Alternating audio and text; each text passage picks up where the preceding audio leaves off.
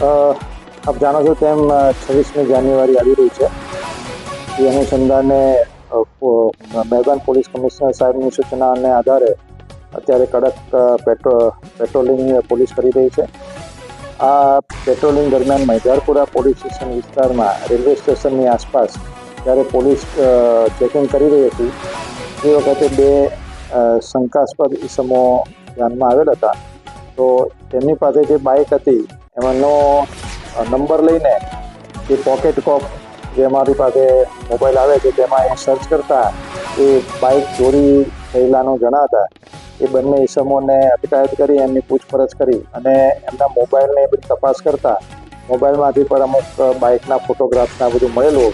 તો આના આધારે મૈદરપુરા ડિસ્ટાફની ટીમે સુંદર કામગીરી કરી આ લોકોને સઘન પૂછપરછ કરતા આ લોકોના નામ છે મનોજ પાંડુરંગ ગાયકવાડ, ધુલિયા મહારાષ્ટ્રનો રહેવાસી છે, અને રાહુલ દત્તુ મોરે એ પણ ધુલિયા મહારાષ્ટ્રનો રહેવાસી છે. બંને ઇસમો અહીંયા અવારનવાર ગુજરાતમાં આવી બાઇક ચોરી કરતા હતા અને પૂછપરછમાં જણાવેલ કે તેઓએ મહારાષ્ટ્રની અંદર આવી ગુજરાતમાંથી ચોરી કરેલી બાઇકો વેચેલી છે.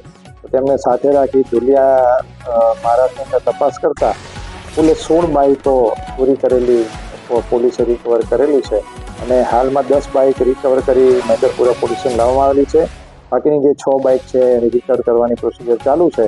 આની અંદર હાલ પૂરતા અમારા ધ્યાનમાં આવેલ પ્રમાણે વરાછા પોલીસ સ્ટેશનની 5 ચોરી, મૈદરપુરાની 2 ચોરી અને લીંબાયત પોલીસ સ્ટેશનની 1 ચોરી ધ્યાનમાં આવેલ છે. એ ગુનો ડિટેક્ટ કરેલ છે. બાકીની જે બાઇક છે એના એન્જિન નંબર, ચેસિસ નંબરના આધારે તપાસ ચાલુ છે અને એ પણ ગુના ડિટેક્ટ કરવામાં આવશે.